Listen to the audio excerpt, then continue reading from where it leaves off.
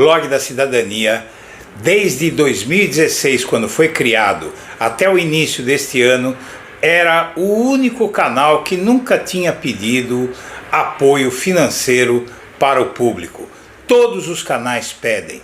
Eu comecei a pedir agora porque o canal estava ficando defasado com equipamentos antigos e eu precisava de apoio para fazer um canal mais forte para enfrentar o que vem por aí no ano que vem, que não é pouca coisa. Se você considerar nos fazer uma doação, por favor, use o código PIX que está na tela. Pontinho aqui.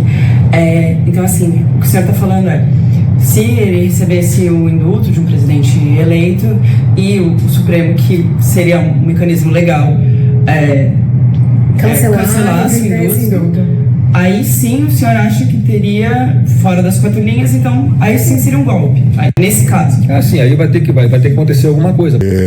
Não me parece que se possa garantir o indulto e muito menos constranger o Supremo Tribunal Federal nesses casos. Acho que esse tipo de pacto político talvez não se faça, ou se fizer, talvez não tenha efetividade. O filho 01 ameaçou de novo o Supremo Tribunal Federal e o Supremo Tribunal Federal reagiu de novo. Flávio Bolsonaro reiterou a ameaça se STF negar indulto presidencial ao seu pai.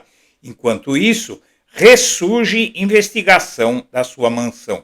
O filho 01 voltou a tocar no assunto do indulto e a reiterar que tem certeza de que o próximo presidente será bolsonarista, dará indulto ao pai dele e não aceitará que o STF anule esse indulto sob as premissas que ele já externou sobre dar um golpe se houver anulação.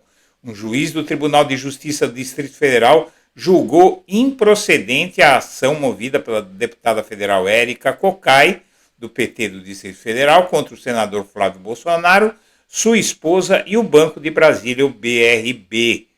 O juiz Leonardo Foster, da primeira vara civil de Brasília, entendeu que a renda de Flávio e sua esposa eram suficientes para quitação dos empréstimos e que a operação seguiu as regras do banco sem que se vislumbre a existência de violação aos princípios da legalidade e da moralidade. Pois sim, o financiamento permitiu que Flávio e sua esposa comprassem uma mansão no Lago Sul, uma área nobre de Brasília. Na ação civil pública, a deputada Cocai alegava que o empréstimo feriu as políticas do banco, pois Flávio, segundo ela, não teria renda suficiente para operação e que o risco de ele perder o cargo de senador, como qualquer político, tornava altíssima a operação por ter muito risco de ele não se reeleger. Anteriormente, o Tribunal de Justiça do Distrito Federal barrou uma tentativa de engavetar esse processo e a quarta turma civil mandou reabrir o caso. A deputada deve recorrer à mesma quarta turma se a decisão do juiz foi essa, e aí essa quarta turma pode muito bem impactar, no caso da rachadinha, uma compra desse porte sem ter dinheiro suficiente para isso. E por ter foro privilegiado, o Flávio Bolsonaro, se continuar recebendo esse tipo de presente das instâncias inferiores do judiciário, vai acabar no STF. Por mais que não seja uma questão constitucional, o caso dele pode ir muito bem para a esfera criminal, porque há suspeita de lavagem de dinheiro que o envolve, que havia ficado parada, mas essa mansão comprada dessa forma, ela reforça o caso da rachadinha e permite uma reabertura de uma ação criminal que pode ser investigada pelo Supremo Tribunal Federal, se for necessário, não é? Senhoras e senhores, vamos em frente. O Flávio Bolsonaro voltou a falar demais. Disse de novo que a trama que o STF não deve derrubar indulto a Bolsonaro. Como se ele pudesse dizer o que o STF deve e o que o STF não deve fazer. A medida é negociada nos bastidores entre aliados do ex-presidente e potenciais candidatos à presidência no campo da direita.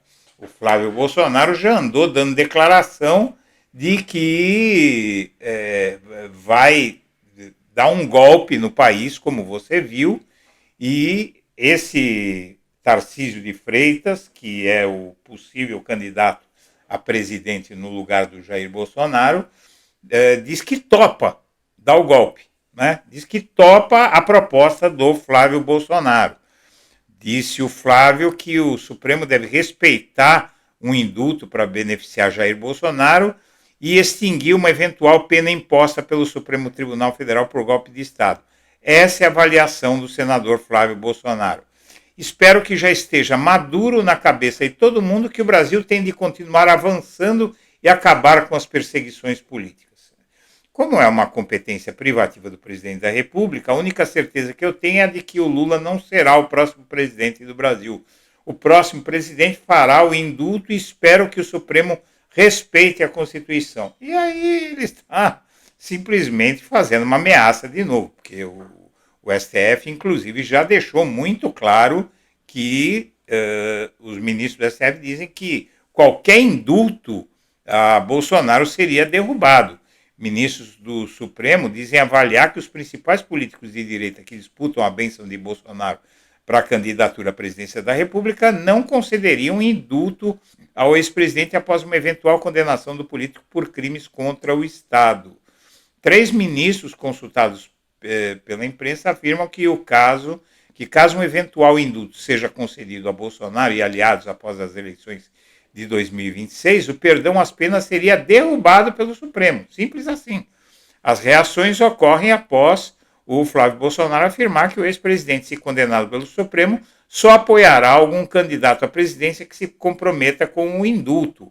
Ontem, o Tarcísio de Freitas, na verdade, no domingo, o Tarcísio de Freitas flertou com essa possibilidade e depois, numa reunião com empresários, ele disse que vai por esse caminho. Foi uma matéria do UOL que deu essa informação de que ele topou.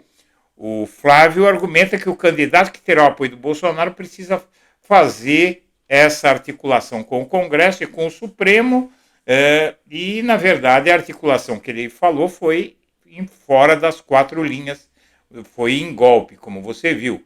O Gilmar Mendes, como você viu também, diz que é o quarto a falar sobre isso, diz que isso não passa e que pensar que vai intimidar o Supremo não vai intimidar o Supremo. Teria que contar com as Forças Armadas e ninguém vislumbra que as Forças Armadas vão dar um golpe de Estado para salvar o Jair. E, enquanto isso, apesar de a Justiça dizer que foi regular o empréstimo ao Flávio Bolsonaro para bancar a mansão no DF, foi um juiz, Leonardo Maciel Foster, que considerou que esses documentos apresentados demonstram renda líquida superior a R$65 mil. Aqui vamos ver uma tabela que mostra que não é verdade que essa renda existe. Essa tabela aqui, como você está vendo, a renda do Flávio Bolsonaro não é suficiente para isso.